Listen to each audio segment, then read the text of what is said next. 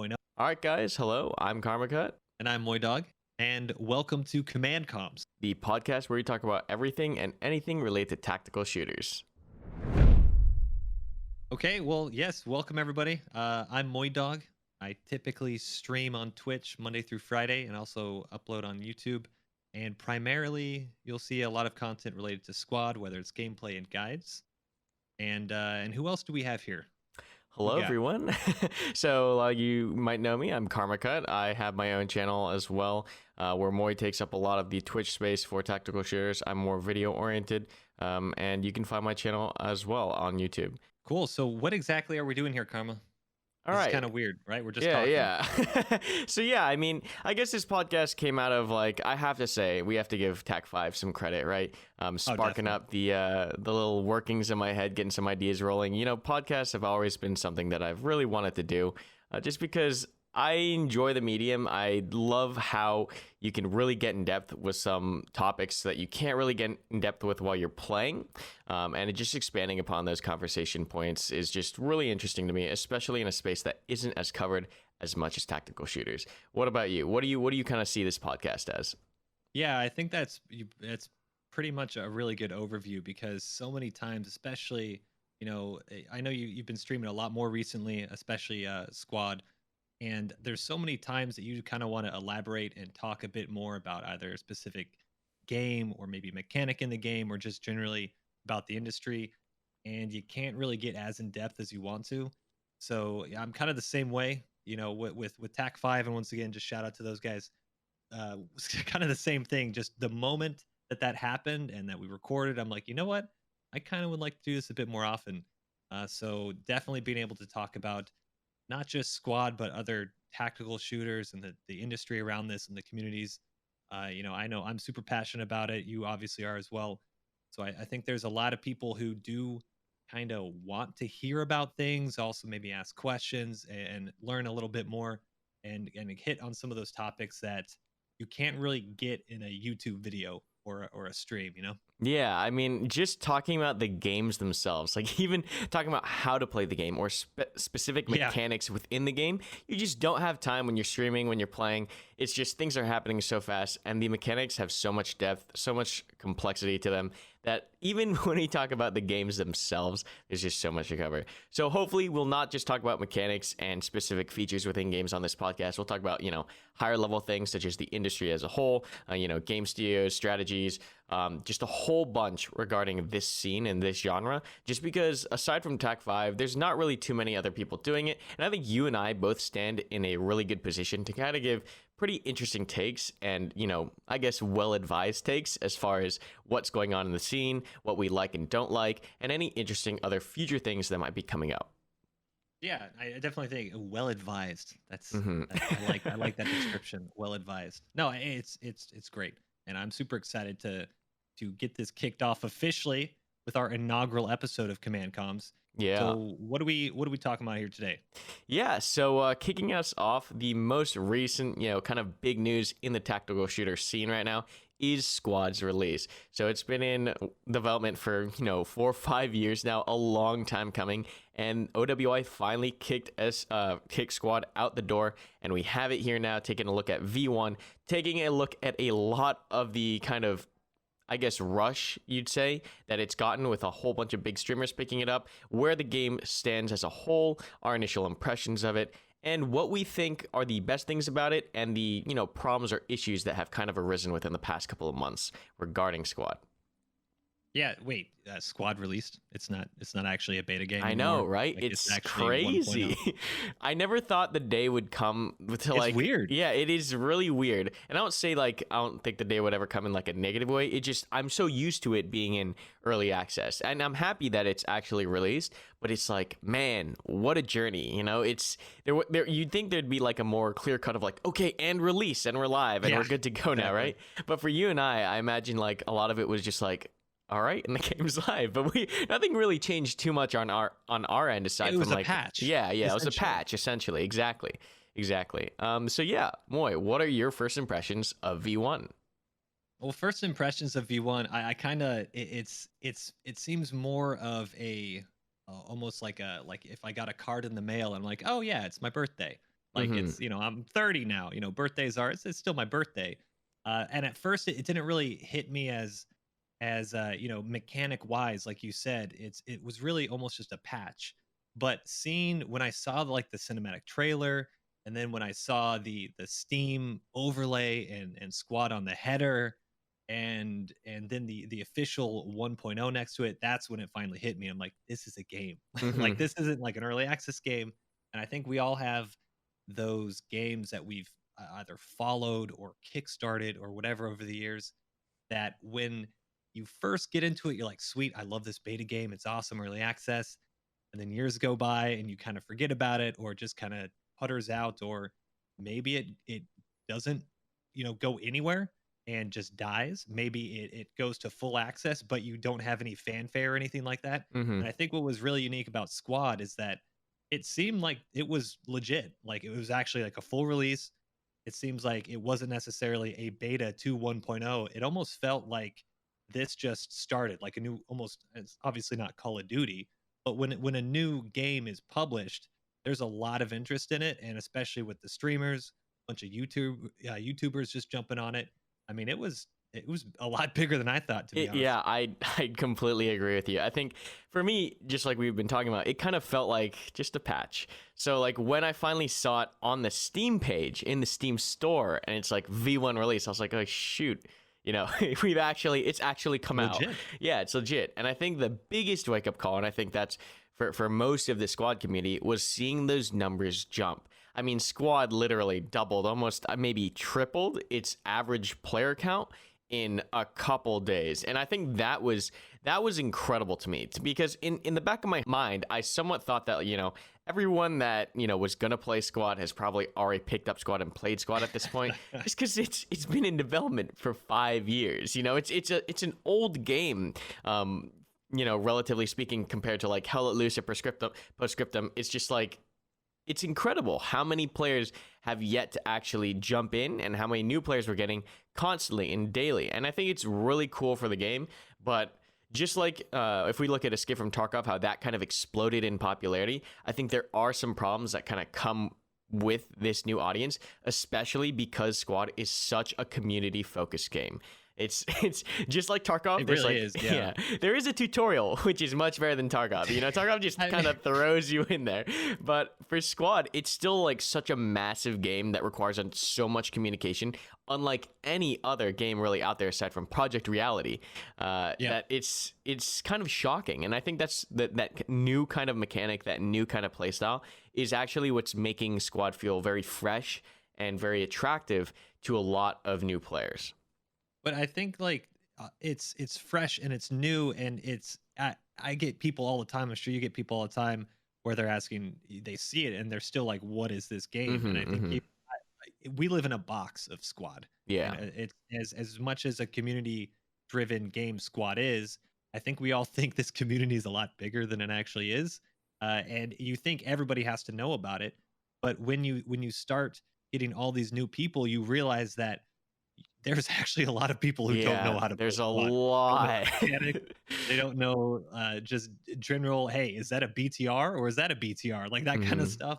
Like, so when you start getting into the people who are now, I think it's great that so many new people are coming in, and a lot of it, I think it's the Shrouds playing it, people like Estely playing it, that just have a viewer base that maybe they've seen it maybe on a YouTube or a video or something like that, but they never actually looked into Squad, and now they're trying to play it. And yeah, the tutorial, it's a tutorial. It's not, it maybe mechanically wise, people now know how to use a couple things, but trying to jump into the Squad community is kind of intimidating.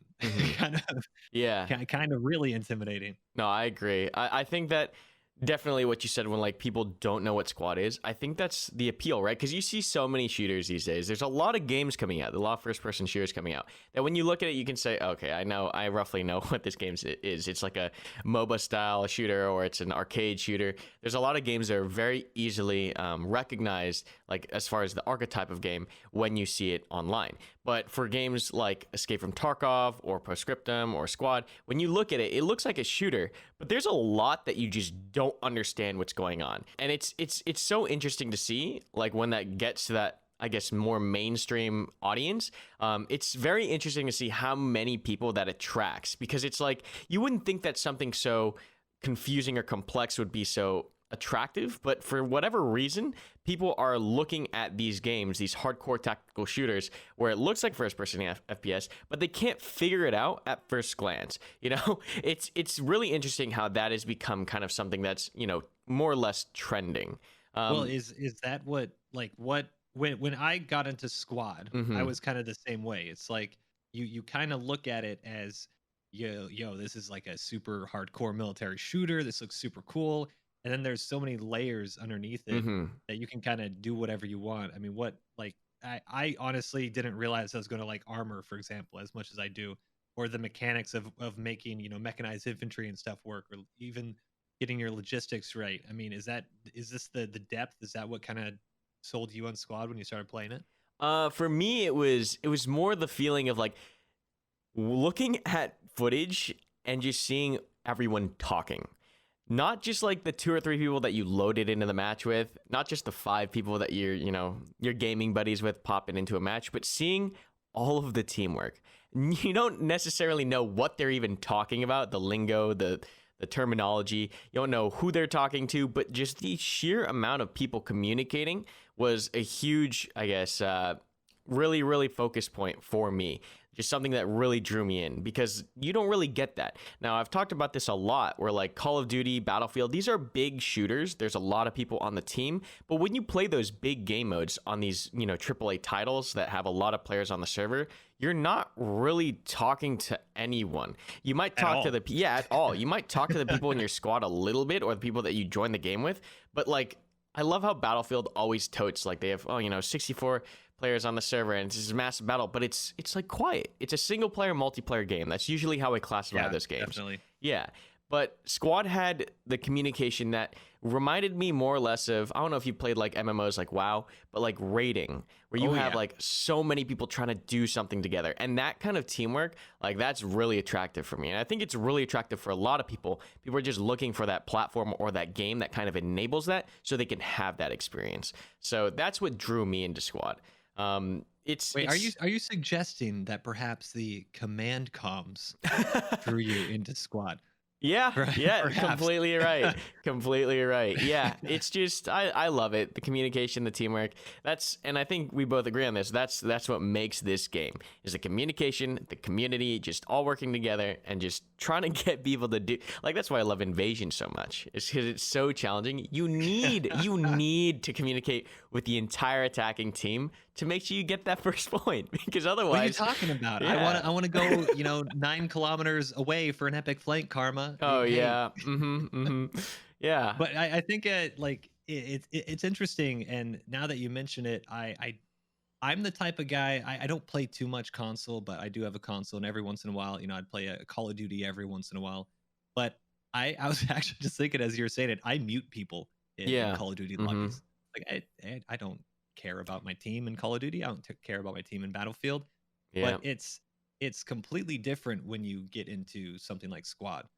And that is really, it makes you feel greater, or you have a greater sense of your importance. Anything from doing like a Logi run up into the commander. So that's definitely something that I think a lot of people, especially in a console generation, and many people, it's weird. I feel like gaming has swapped over to less PC and more consoles, but games like Squad, I think people are starting to realize just how fun it can be.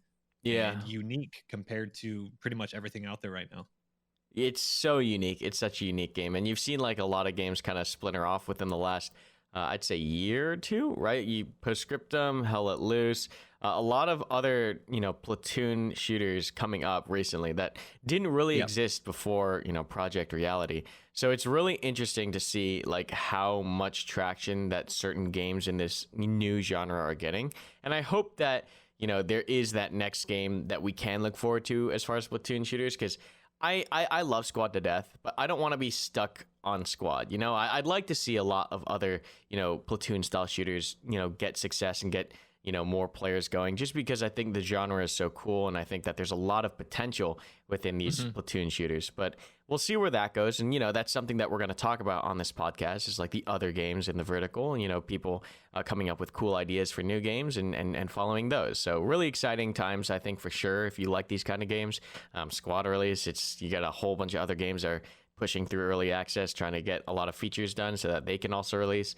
Definitely exciting times. So, in saying that, why do we think streamers like this? Is it the same type of just you have all this type of communication, you have all the teamwork? I mean, what do you think the big names are really seeing when they're playing something like Squad?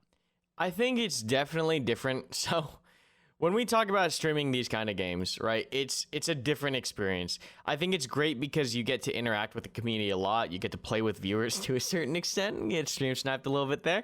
What are But you talking about? That never happened. yeah, I mean, I think it's one of those games where streamers like it because you can get a lot of community engagement. You get a lot of epic moments on Hmm. camera. That's one of the things that was really, really cool about Squad, is like you have the helicopter come in and it blows up and a tank rolls, but like it's super cinematic. Sometimes you could think to yourself like, oh my god, am I playing a real game or is this like a trailer?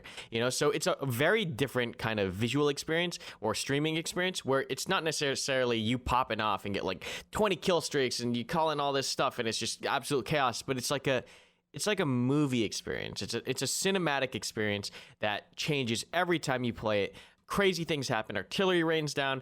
It's really cool in a non-competitive way. And there's very few games that do that well. I think a lot of games, when you stream them, they're either really good because they're competitive, or they're really good because it's a single player cinematic experience. But Squad is able to kind of blend that multiplayer and cinematic experience together. And I think that is just another reason why I like Squad, but why it's such a good viewing experience.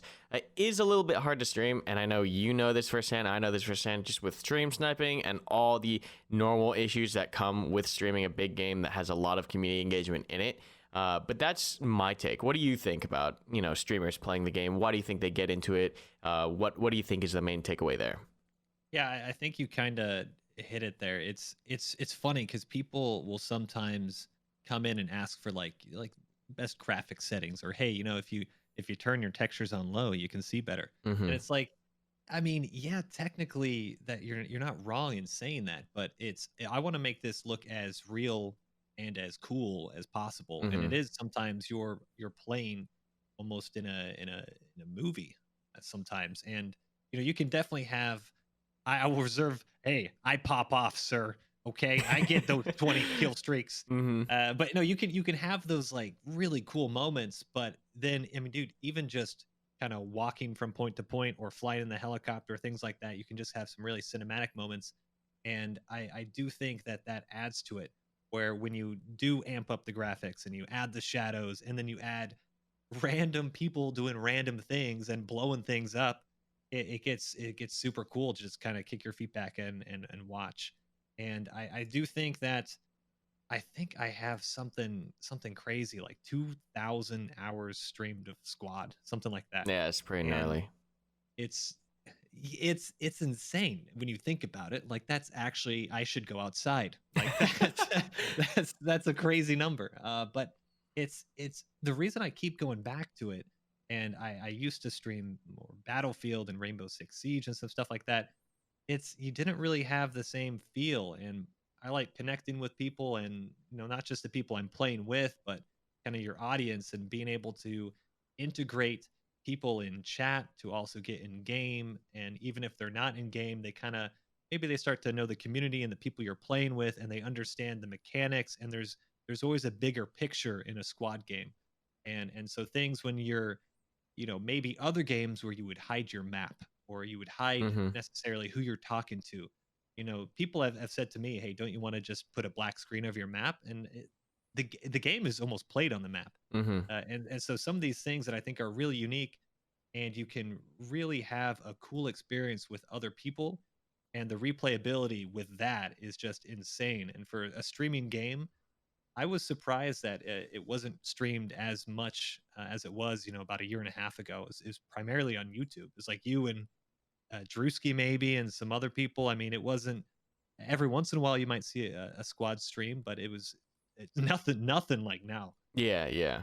Most definitely. I mean, the game has exploded in popularity. But like going back to your point, like it's all about those shared experiences, right? Not only the shared cinematic experiences, but the shared like funny experiences too. I mean, Squitters and Cornhole, like you're able to have these hilarious moments happen with people and bond with them. Like I think that's one of the best things about Squad is that you are interacting socially while playing this game. You can't play this game without interacting with people. You make friends, you have funny moments, you have crazy moments that you guys can all share together, and it's just insane the amount of replayability that you get out of a game like Squad because you're not necessarily relying on gameplay mechanics to bring that replayability. You actually have different experiences happen as a result of the people that you are playing with, which means that you literally almost have an unlimited amount of replayability with Squad because you have different people hopping in, 100 players per match, both on your team and the other team. That 50-player team, you could have a combination of different people,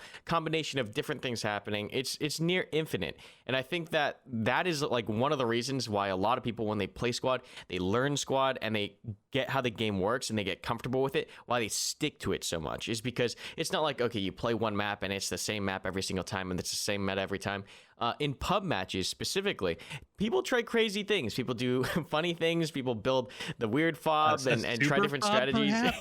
Yeah, I mean, that's like where that came from. It's like me getting kind of bored with like the meta. So it's like, hey, Squad gives you the tools to play roughly how you want to play so long as you're working as a team. Why not try this strategy? And that's how Super Fobs came out to be. Like, and a lot of people like misunderstand super fobs, right? Because I see one video and they think I'm super fobbing a point up on AAS in the far back. Like you have to, like I said before, you have to get comfortable with Squad. You have to know how Squad plays, and then you can definitely get into those crazy dynamic strategies that shake things up because you're given the tools. It's more or less a sandbox in Squad. So being able to do what you want to do is really, really powerful in a game like this. So that's like another huge thing that I think the secret sauce of Squad, right, is that replayability, that dynamic gameplay every single time you jump into a map. And it's really kind of true to life, right, where teams are only as good as the people on them, and human beings are human beings. Talking to human beings while they're getting shot at is hard. Getting people to work together when things are crazy, things are going off and explosions are going on and you need logistics and some dude doesn't want to drive the logi, like getting people to work together, that's hard.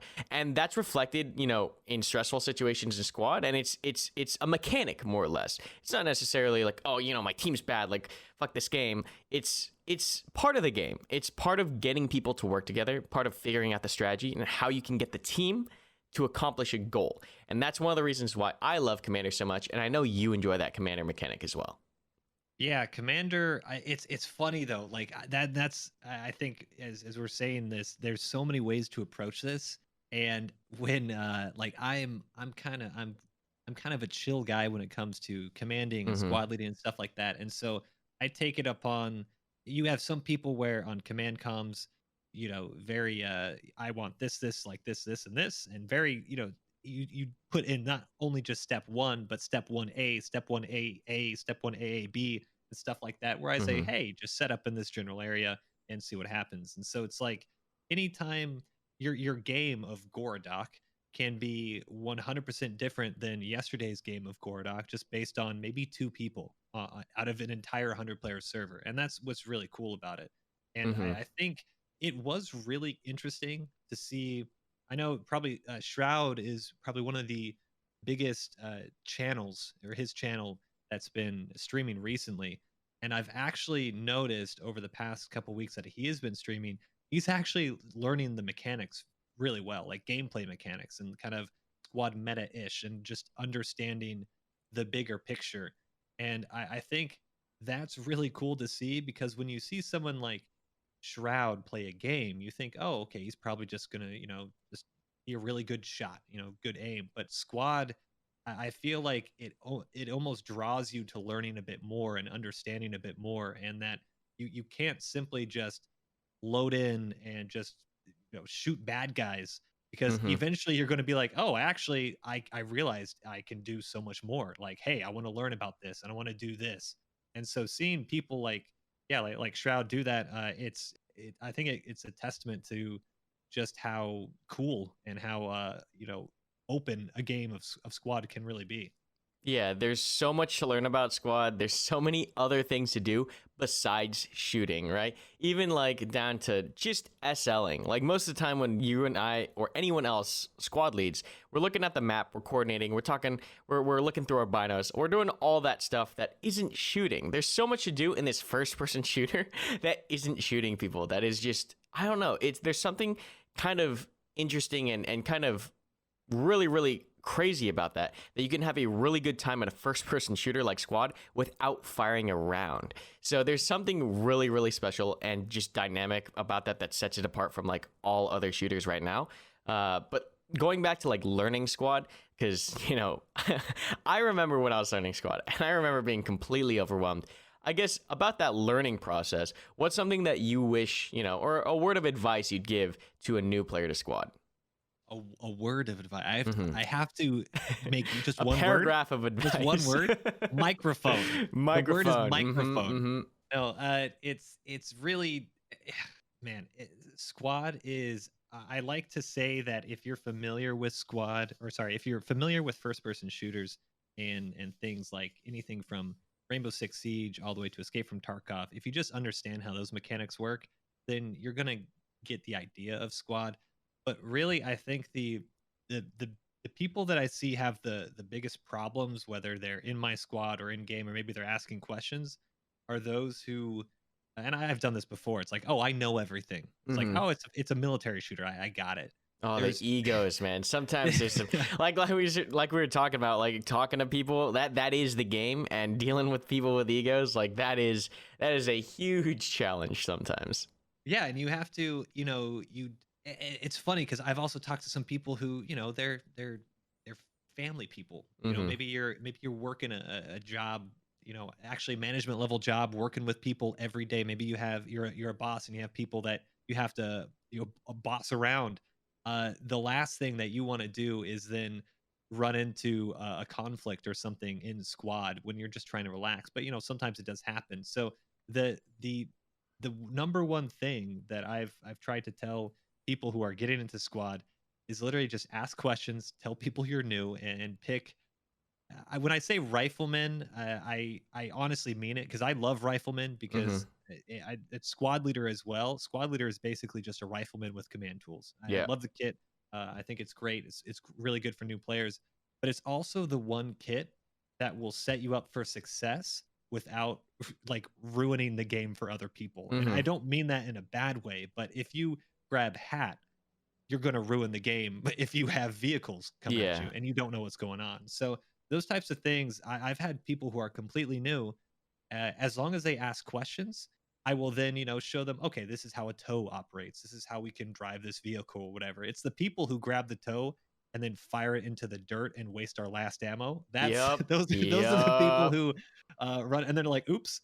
I mean, we've all had that moment in squad, and I do think it's a learning process. But just admitting that you might be whatever age and you might be wherever you are in the world, but dude, just ask a question. Like I think this is it, and I genuinely mean this. I think the vast majority of people in squad are really helpful, and it's one of the nicer communities that I've run into in online gaming. But new players, they're not going to get over that steep learning curve unless they have a microphone and ask a question. Yeah. And unfortunately, that's not in the tutorial. Yeah, I'll echo that. That's not in the tutorial. 100%.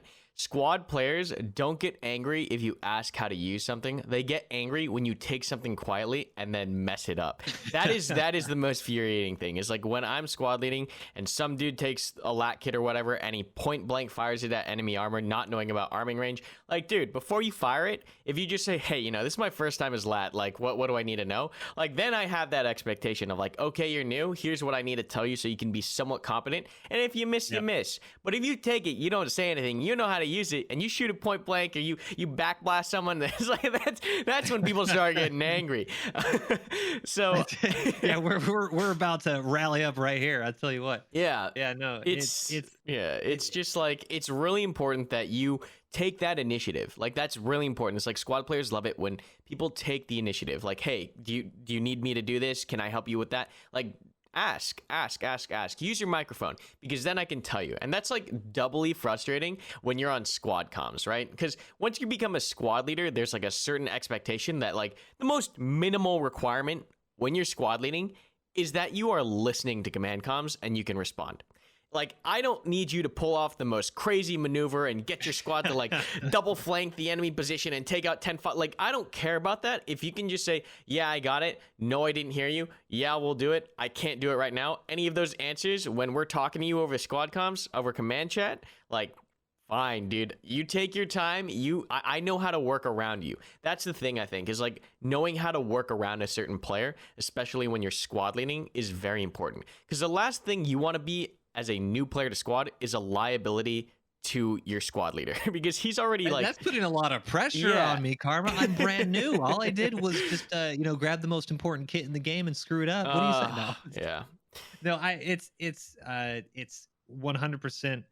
And I think people who outwardly say, grab the rifleman, grab the medic, and just ask questions. I want to say, for the most part, almost 100% of the community is in agreement with people who are new should do that. And I do know, I've noticed there has been such an influx of new players, though, that I've run into the games where literally they can't join a squad because they're all new players and there's no other person to create a squad.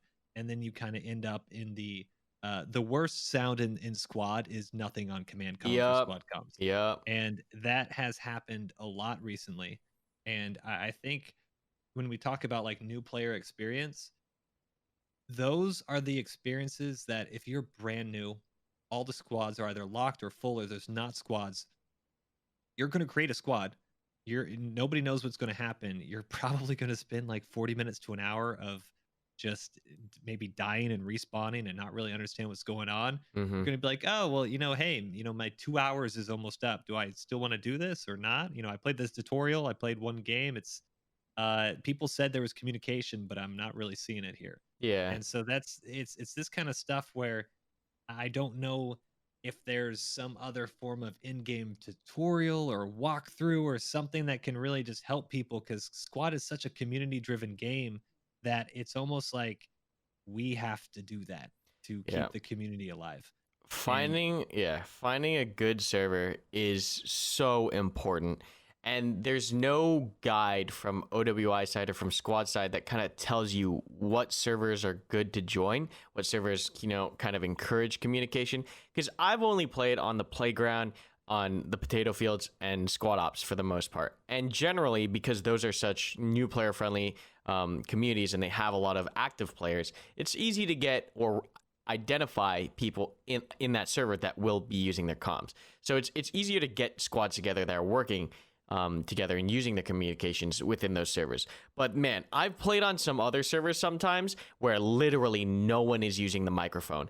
And it's the worst. It's appalling. It's crazy, because you and I, we know how to get communication started. You and I will we'll take the initiative and we'll start talking to SLs or start talking to squad. We'll get things organized and we'll get things moving. So I think you and I have a really different experience in squad compared to players who don't have those tools or that experience of like how to get the team to work together, right? Get things going, kind of take charge to a certain degree and start getting the ball rolling. Because a lot of the players that don't have that experience or don't have those tools to kind of get things going, like I can only imagine how quiet things are and how that gameplay experience rolls, because that is my nightmare in squad, is like joining into a server and like, even though I'm trying to get the ball rolling, no one's talking. And that's like, as a squad leader who knows how the game works, you load into a server where like you don't know how to do that, how to get people talking, and no one on your team does. That's really different squad. It's a really different game. Yeah. I don't know how they're going to address this, but this kind of rolls us pretty well into our next topic, which is the new player experience, right? What do you think of the new player? And, we've talked about it quite a bit already, but the new player experience in squad, what are the issues with it? How do you think it could be improved? So new player experience improvements, I think we did kind of touch on. We do have an infantry tutorial, and you've made tips videos and guides videos. I've made guides videos, and I think we're almost at the point where the community can only do so much, Mm-hmm. and I think those that are active in the community, like we love this game and we love to see people successful, but I'm the type of person, I'll watch a video and I'm like, oh man, I can't wait to go do that in game, and then I load up the game and I've forgotten everything, or it just doesn't stick like a tutorial to actually walk through and play through would do. And Mm-hmm. so I really think if we do want to see some semblance of success in a game like Squad, you really need more interactive tutorials, things that can actually show mechanics, because a lot of the tutorial, you have just a big almost staging area with the billboards and the training range, and you kind of put it on the person to go read all that, and Even that's if not they, yeah, even if they do read all that, man, it is information overload. I don't know. Even if someone read all the signs, I don't know how you retain all that in one tutorial. I know. The only thing I read it and I'm just like, oh, okay, so that's a BTR, that's a BTR, that's a flying BTR, and it's like all this stuff. Yeah, it definitely is information overload. Some things are also, they don't make sense. Like you drop C4 on the radio and it takes it all the way down when it doesn't really do that, and like it's like I get it. It's just trying to encourage people to understand the mechanics, or at least start to understand the mechanics. But there's so much. I mean, people literally load into games and they've never even heard of a staging area. They don't really know what to even, how do you even cap a point? How do I even spawn? Why did I just spawn 2,000 meters away from my team? It's all this type of stuff that I feel it's the community can only do so much. Mm-hmm. I don't know if people, I know there's even armor training mods that have been created so people can start, practicing or understanding damage models. But all this stuff is so community driven and from the outside to try to help the inside, that we really need something that is in game that a person almost has to do before they can like unlock multiplayer or something like that. Yeah, I'm actually somewhat behind like level locks or some kind of. Are you suggesting progression in Squad, Karma? I would be Is that what we're saying? fine. I would be fine with some amount of progression. I remember playing America's Army a long time ago. And I remember in America's Army that if you team killed too much, you had to go back and play the tutorial. You couldn't play multiplayer. You would not be able to play multiplayer if you team killed people too much. And that is, I think, while it's a little extreme, I think that Squad is so in depth and there's so much to cover at every single level. Like even if communities like Ops or Potato or Playground come up with training, like we're trying to develop one for Ops right now, but like we're starting to try to develop it and we're like, God damn, where do we start? There's so much to cover. Much to cover. Yeah, it's ridiculous. It's and the only way players are learning right now is either one through trial by fire and just slamming their heads into game after game after game, either getting yelled at because they're doing it incorrectly or figuring it out for themselves like after the 50th try, or going and taking that initiative to seek third-party outside sources, whether it's your YouTube videos, someone's guide that's written up on the community page, a mod that you have to figure out how to download and install and then play to to practice armor. Like, but how do you figure out the admin command? I don't know how to even go to training. Yeah, like, it's. I think if OWI found a way to kind of smoothen out that experience and kind of, I think, drip feed that information, I think you'd see player retention much stickier. But I don't know. I could be completely wrong, and people might just go, "Oh fuck, I only get to play Rifleman for the next 10 levels. Like I don't want to play this game more." But that's kind of the people that we don't want playing anyways. You know what I mean? So it's just. It's managing that expectation and getting that information out there without restricting players too much, Yeah, and that's the issue with it, and that's why I'm hesitant to ask for progression, because like you could be coming in from Arma, the thousands of hours in Arma, and yeah, it's not the same, but it's kind of the same. Yeah, And like aside from the mechanics, you, you'll understand the concepts. exactly, and so it's like I don't think I've heard suggestions of time gating squad leaders and things like that, and I think that would just create an overall negative experience for the game. And it's if you feel comfortable at least trying a squad leader with a couple of your friends, I'd never want to take that away from someone, because that's now you're reducing or you're making the sandbox smaller. Right. You can't do as much as you can, And so I definitely don't like time gating. Things like speaking of America's Army, you had to take like a medic test before you could be a medic in America's Army. Mm-hmm. Like things like that, where at least going through a couple minutes of at least kit familiarization wouldn't necessarily be a bad thing. I don't know how you can implement it properly. And maybe it is a drip feed. Every once in a while you get a new tutorial added on or something like that, because I know, looking at the roadmap, there's a lot of other content There's other that is priorities. like, Yeah. if we don't get the Marine Corps in December because we have a medic tutorial, yeah, no, that's not gonna fly with me. Mm-hmm, mm-hmm. Like, it's like I will grab someone. I will personally teach you how to be a medic in my squad, but you're giving me the Marines. Like, that's Yeah. where I want my dev time.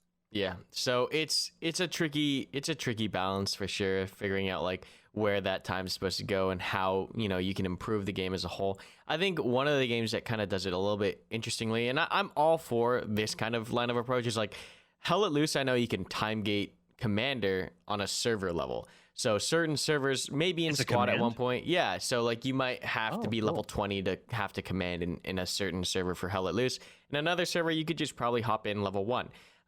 So I definitely think that I personally, as a community owner and like hoster, like I would like the opportunity to implement that on my server. I don't necessarily think time gating the entirety of squad as a whole is beneficial to the game, but I do think it, if applied properly in a couple key places, you can definitely improve the general playability of squad. But that's a lot that we just crushed on for a new player experience. What other experiences or issues do you think Squad has currently? Because we talked a lot about what we loved about the game and the best parts about it.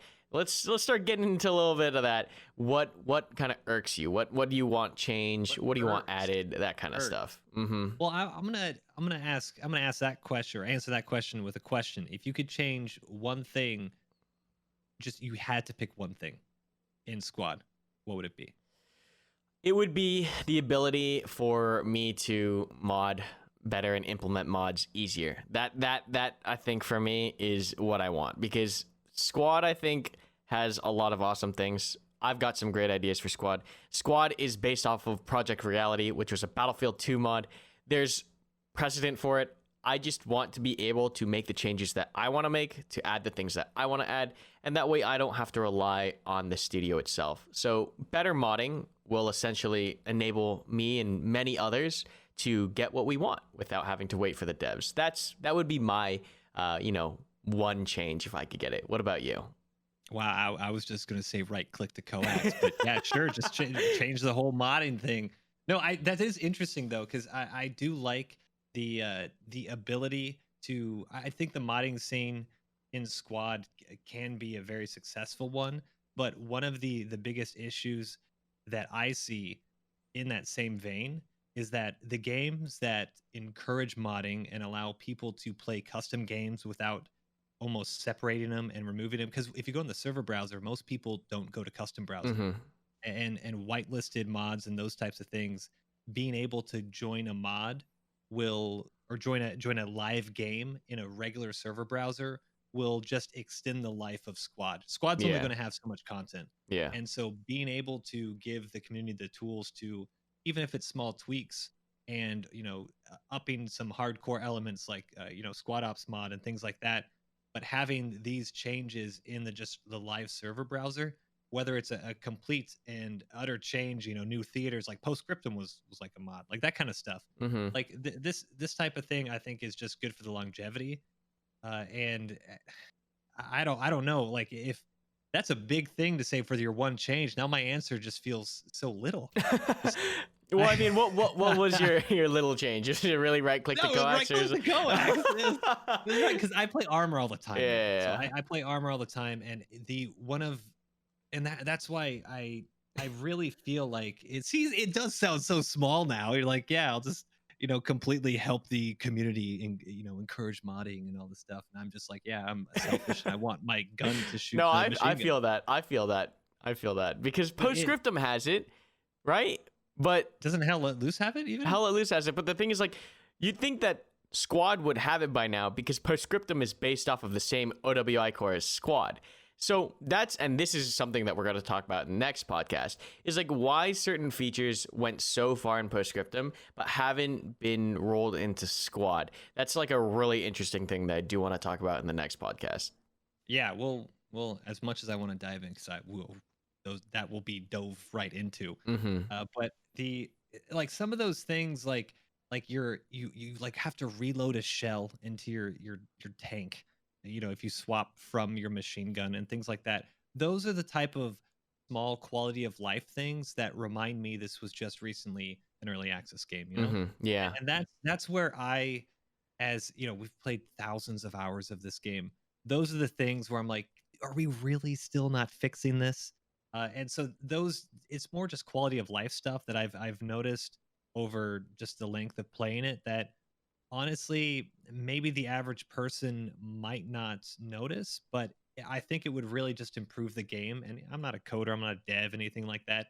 But if recent games can do it with smaller dev teams, or maybe comparably, or like comparable dev teams, it almost feels like, you know, why not Squad? And Mm-hmm. I know they have a lot of, you know, future content planned, but the some of these things, you know, people have also suggested like, hey, we have these amazing maps like Fallujah now, even Mutaha, things like this. Some of these other maps that we have look absolutely horrible now compared to current maps, and it's things like this where you're a 1.0 game, you're V1, you're now launched. Some of these things I think might kind of, I don't want to say haunt because that's super negative, but there's all these ghosts of the early access past that exist in Squad, and I feel like if we really want to be that 1.0 game that I think Squad can be, we really unfortunately have to go backwards a little bit and fix some of that to be successful.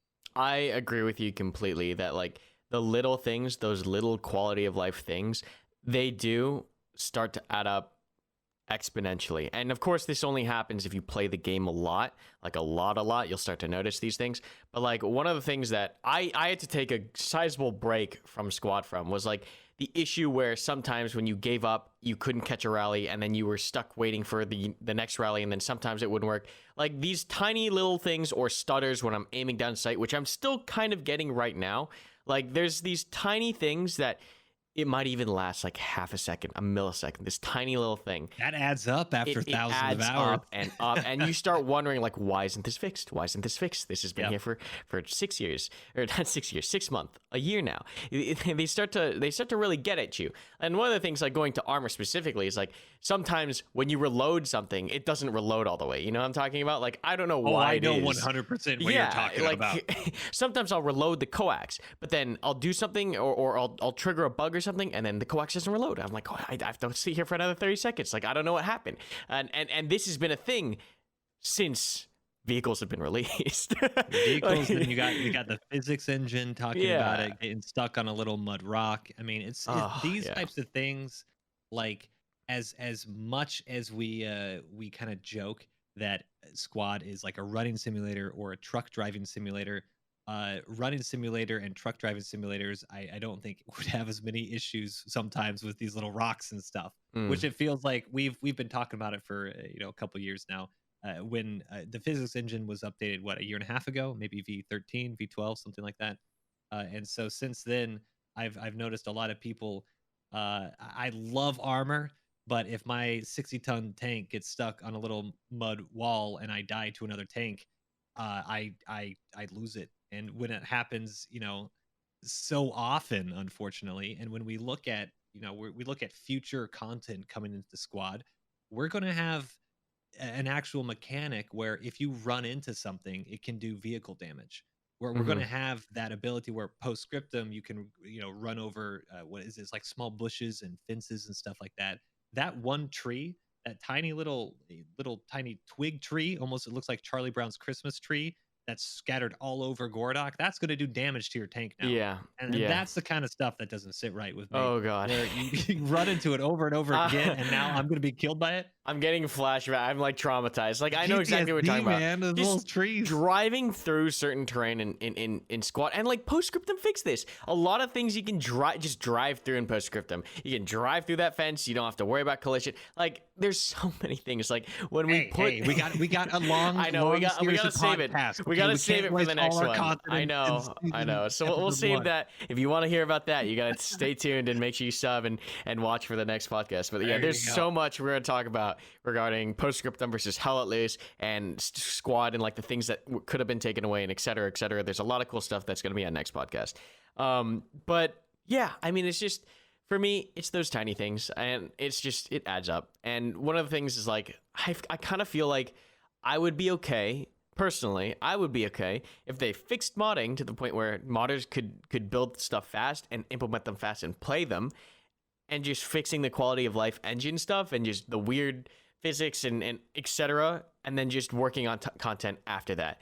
Because I kind of feel like every time they add a new shiny toy, it's a small distraction. It's cool for a little bit. Like MEA, like that's awesome. Cool. Good job. But I don't care anymore. And I've gone back to like being really, really upset by certain small things that happen in the game again. Fallujah, like I said, good map. But hey, you know, if you give modding and the modding scene like the tools to do that, we could have like a Fallujah quality map rolled out pretty consistently, you know, much faster than it took them to push Fallujah out as a dev studio. I think you'd be happy to know that they are supposedly fixing the map layer and SDK fixes and making it a lot easier for you guys to edit stuff. So supposedly, I'm fingers crossed for this one. It did look on the Trello board and the roadmap that this type of stuff should be better, and it's almost like they're trying to encourage modders to mod and be successful at modding. So as we look forward, which is a perfect segue into now exciting things. Let's move away from the negativity of some of the things that are bothering us. But so modding, I know, is definitely one that they've pushed out. They're talking about being able to tweak your layers, so that way if you don't want the same, you know, random advanced and secure layer that is not actually RAS, it almost feels like AES.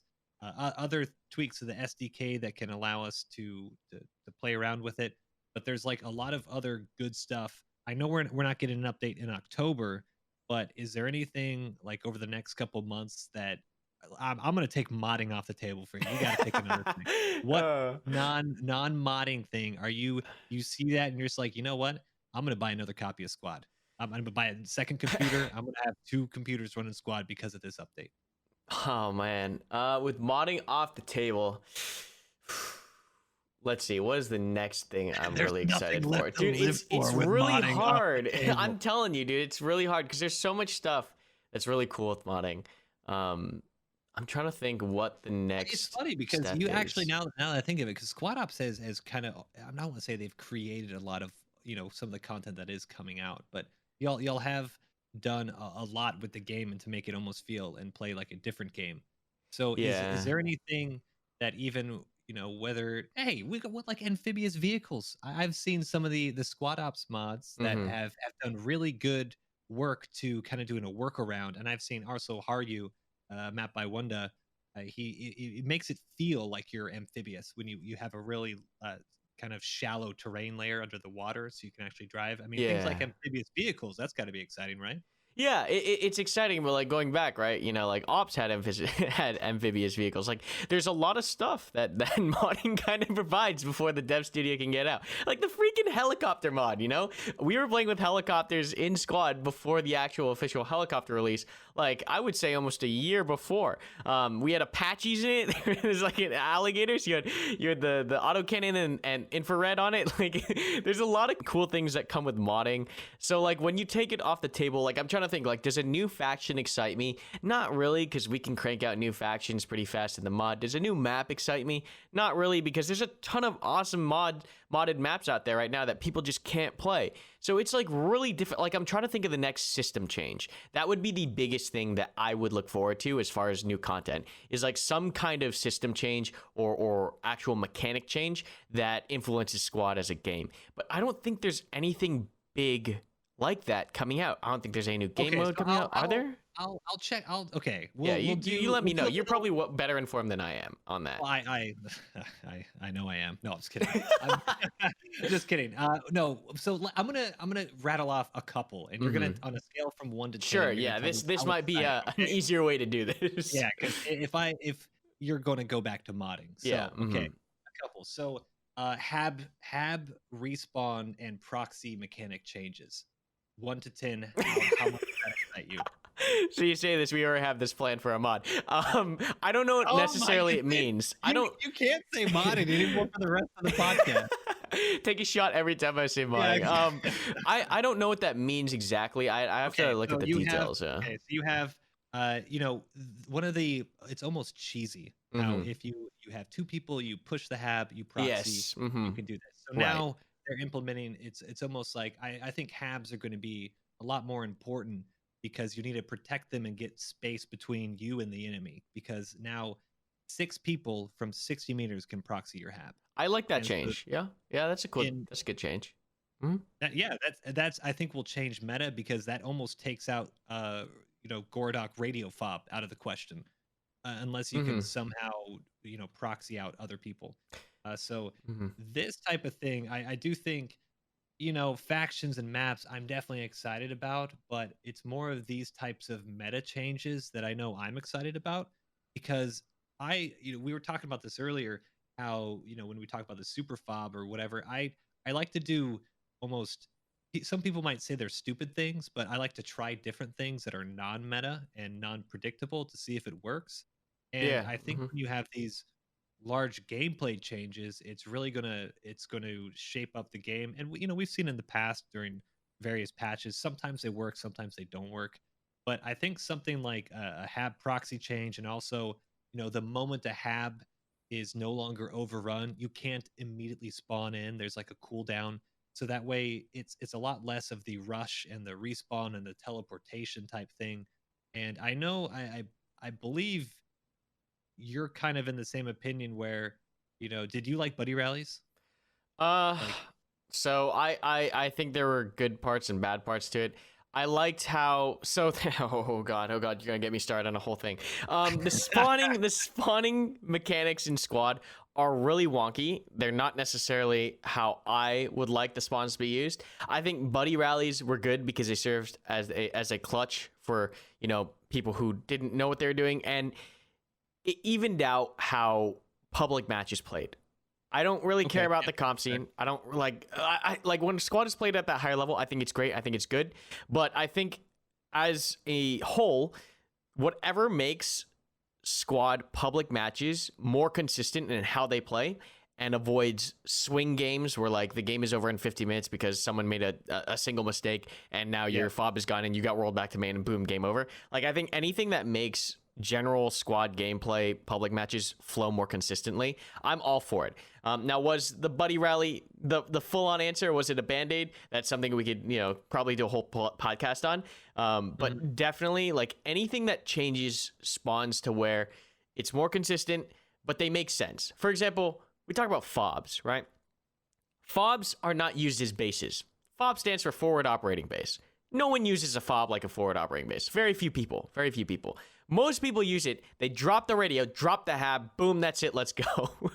And that's just like, to me, I think there's a missed opportunity here to let players create their own dynamic objectives because fobs are kind of objectives, but they're not really like the objective. And I think there's, Well, no, they should be, and that's Mhm. what I've been. If anyone who's watched recently, I kind of you get bored of playing the same objectives, right? Yes, yes. So you create an objective, and I'm once again, as you said, this doesn't mean creating a super fob in the corner of an AAS map that is Hmm. nowhere near the point.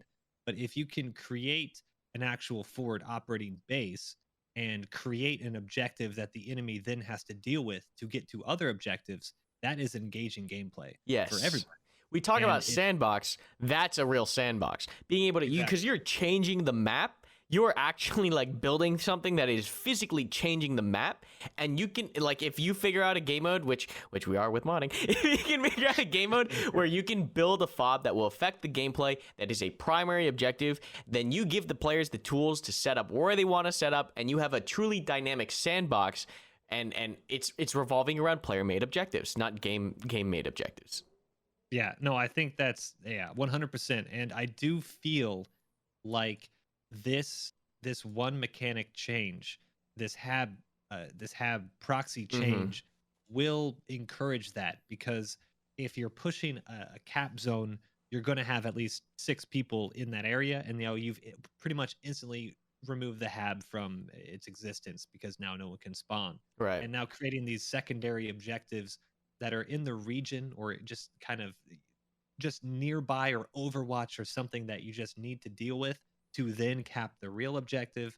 I think, I'm hoping at least, and as I've looked into this and tried to at least metagame a little bit and explore, how this could play out with our current proxy changes or proxy mechanics, I do think that we're going to get a little bit more of that. I'm scared saying that, because people always, I'm sure when you do it as well, or if someone stumbles across one of your videos or something, they're like, oh my God, they're teaching people to just super fob and not play the objective and just play Minecraft. When in fact, a super fob really is an objective. And it should be treated like that. And if you just treat it as building for the sake of building and not actually impacting the game, then you're wasting your time. You're wasting your time and your team's time. Yeah, no, 100%. I think that's definitely something that I also failed to like explain thoroughly in my videos, is like, when I'm super fobbing, there's a very definitive reason of why I'm super fobbing right here at this point in time, right? It's not like, oh, hop on a map, let's start building something. So I definitely want, those were some of the most fun games I ever had, is a good super fob that's on the objective, that must be attacked, and is doing its job in defending the objective. That was like apex of Squad, in my opinion. I had so much fun with that. I can hear you smile as you say about that memory. That's why Squad is so good. Yeah. Thinking of mine too. Fun times, man. Yeah, fob times. Fob times. Yep. But yeah, what about you? I mean, what's your most exciting, future feature? Most exciting future feature, I would have to say, I really want to know what they're going to do with Insurgency, because as much as I like Random Advanced and Secure, I do think it does get a little stale. And our server, we've tried to every once in a while implement or throw in, I guess, against our current population's will, to play Destruction or to play Insurgency, just to get people thinking. And most people have never even played those game modes. And so I'm really hoping that Insurgency I never played it back in Project Reality. I've played some Project Reality. I'm probably a handful of hours. I'm never going to pretend I actually played it that much. But from what I've heard, it seems very interactive and very fluid, and something that the whole community, basically, if you were playing Project Reality, more often than not, you're playing Insurgency. And that's something that I feel Squad has lost. And hopefully, now that Fuzzhead is pretty much at the helm, trying to just inject Project Reality back in the Squad, I'm cautiously optimistic that this is going to be a really, really fun game mode. Yeah, I hear Kath talk about Insurgency a lot, and the way she remembers it and how she explains it to me sounds really interesting. A dynamic game mode that has a narrative to it. And that's one of the things that I really like about Squad. We talked about this before, is that it's cinematic. There's a narrative to most of the games that you play. Some games you get ultra sweaty and you doing things at the most optimal level, but a lot of the games you can kind of feel a narrative or a story behind it, especially when you're playing Invasion. That's one of the reasons why I like Invasion so much, is because it feels like an operation. It feels like the whole platoon has a goal, and it's all working towards one goal. It's not a game mode. It's like an actual narrative. You're going from X point to Y point across the map. You don't have to worry about anything else. And hearing her talk about Insurgency, where you have like insurgents that are dropping their kits, and now they're civilians and they're running around, and that you have to get intel and find, like, that whole kind of narrative game mode where you feel like you're in an operation, where you're actually doing a plug and play Arma operation in Squad, and it's just you pick it up and you go. That, I think, is going to be a very powerful tool. I think they really should focus on game modes that kind of give you that feel, where it's a milsim kind of game mode, but without all the the fuss and all the, training It's and like etc. the of time milsim. as well. The time investment of a lot of these milsim games, Hmm. I think, is just insane with Arma specifically. But if you could have a max 2 hour, really in depth insurgency type game mode that gives you that same type of narrative feel, that's going to be a slam dunk. And I really, as much as I like these almost conquest rush, uh, whatever you want to call it, where you just on to the next point grind fests. Hmm. I think this is really where Squad's going to shine in these kind of almost open ended type games. Yes, yes, most definitely. Like, I would love to see that is, if I had a future request, that is one of the things I'd like to see is more narrative style game modes, more narrative driven or operation style feeling experiences on a more consistent basis. That's definitely something that I would like to see out of Squad more. But yeah, I mean, that wraps up everything that I want to talk about as far as future content. Um, we can go into like all the modding ideas and Yeah. other stuff like in a whole other episode for sure. So I don't want to get started on that again. But yeah, I Yeah, mean, good thing this is going to be a regular thing. yeah, Like good this is thing, right? yeah, Lots to right. talk about, and it's definitely like we said at the beginning. This isn't really stuff we can talk about while streaming to a great extent, because like we could go for hours and hours and hours talking about specific topics. But yeah, man, it was a lot of fun. I think that this will be a great kind of podcast. I think it's gonna be pretty eye opening for people, hopefully, and just having a good time. And yeah, is there anything else that you wanna chop onto the end here? No, I do think that overall, this is something that I just wish I could do more while streaming, and we Mm-hmm. really can't. And so being able to just set aside the time and then talk over what we all are thinking and talking about, I really encourage, if you are listening to this and you're liking it, ask questions and post and let us know your thoughts on things like this, because although we do have some ideas of where we want to go, part of why I enjoy streaming so much is hearing from you guys. So let us know if we're on the right track, and yeah, enjoy it. Command comms, it's going to be awesome. Yeah, yeah. As Moy said, any suggestions you guys have, let us know. You know how to reach us, either through DMs on Discord or in the comments down below. But yeah, next episode, we're going to be diving into Postscriptum versus Hell Let Loose, which is a question that we get pretty often. And also looking at Postscriptum versus Squad. Why do certain things work in Postscriptum, certain things don't work in Postscriptum, and how that game kind of more or less died and the unfortunate kind of, outcome of that game. But yeah, it's been an exciting episode, Moy. I've had a lot of fun. I think this was a great idea. You can find Moy's stuff. Go ahead and plug yourself right now. All right, I'm plugging twitch.tv/MoiDawg and Boom. youtube.com/MoiDawg. Nice. And you guys know where to find me, youtube.com/Karmakut. But it's been a great podcast. I've had a lot of fun here. There's so many topics we need to talk about. Oh, I'm There's so excited. many. We could honestly go for hours more. So Yeah. we got plenty of yeah, it's going to be great. Next week is going to be fun, and really we got a whole bunch to talk about. So if you guys like it, subscribe, whether you're on YouTube or add it to your favorites. Press that plus button on Spotify, iTunes, wherever you're at, and we'll see you next time. Yeah. Thanks so much for joining us, guys.